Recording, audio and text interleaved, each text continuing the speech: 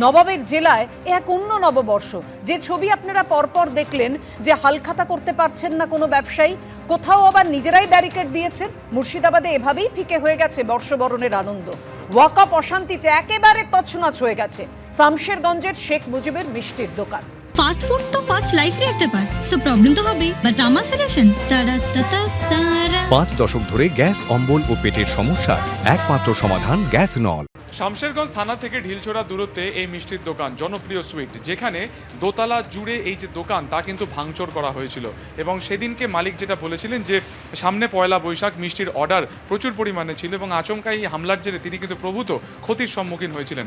এখন দেখা যাচ্ছে যে আজকে পয়লা বৈশাখ এবং সেদিনকে এই মিষ্টির দোকান কিন্তু আবার নতুন করে একেবারে তৈরি হচ্ছে বা সেজে উঠেছে।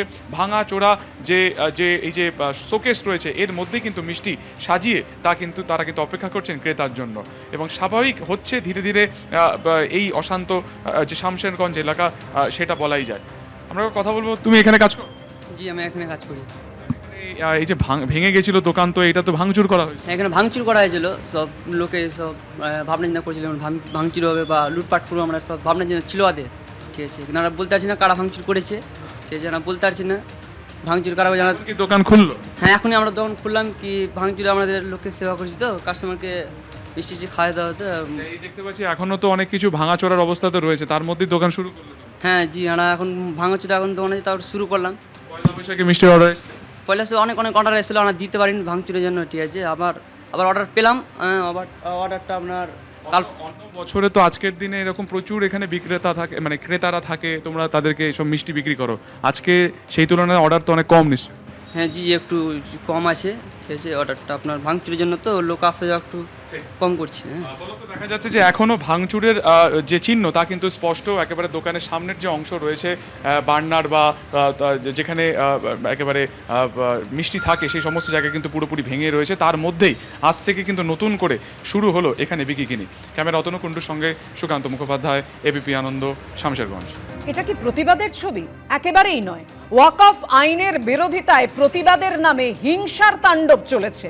দেখুন, মালদা ত্রাণ শিবিরে যারা আশ্রয় নিয়েছেন তারা এক কাপড়ে ভিটে মাটি ছেড়ে এসেছেন, কিন্তু ঠিক কিভাবে নেমে এসেছিল দুর্বৃত্তদের আক্রমণ, সেদিনের কথা মনে করলেই এখনো তাদের চোখে মুখে সেই আতঙ্ক, ভয়ে চোখে জল।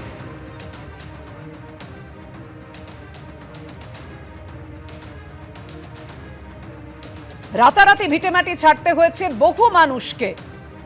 ওয়াকআপ অশান্তি ঘিরে অগ্নিগর্ভ হয়ে ওঠা মুর্শিদাবাদ থেকে এভাবেই তারা আশ্রয় নিয়েছেন। 1.5 লক্ষ টাকা জমিয়ে বাড়ির বেশ কিছু জিনিস করছিলেন, ভাবছিলেন সুখে সংসার করবেন। পরিযায়ী শ্রমিক একজন বাইরে থাকেন, বাকি 8 সদস্য থাকতেন বেদবনা গ্রামে। সেই বেদবনা গ্রামে কখনো যাদেরকে দাদা বলে ডাকেন, জ্যাঠা বলে ডাকেন, কাকু বলে ডাকেন, তারা বাড়িতে এসে তাণ্ডব করবে ভাবেননি বনবাসী মণ্ডল। তার জমানো সব টাকা, তার অল্প অল্প করে তৈরি করা বিভিন্ন টুকিটাকি জিনিসপত্র সব নষ্ট করে দেওয়া হয়েছে।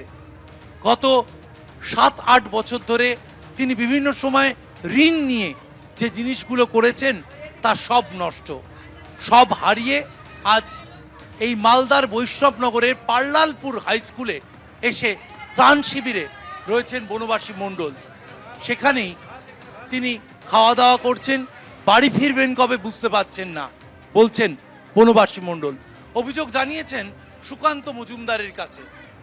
সুরা হবে কি আশা নিয়েই এভাবে দিন কাটাচ্ছেন বনবাসী মণ্ডল।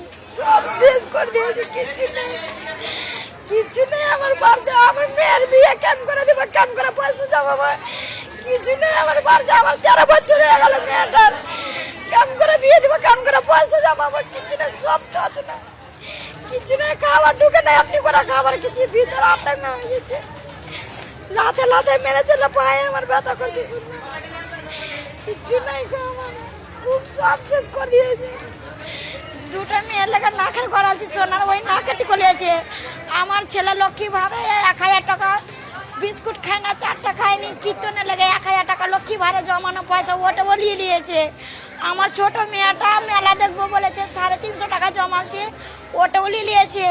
আমার বড় মেয়ে মেলা দেখার লেগে 600 টাকা জমাচ্ছে, ওটা উলিয়ে নিয়েছে। Tata.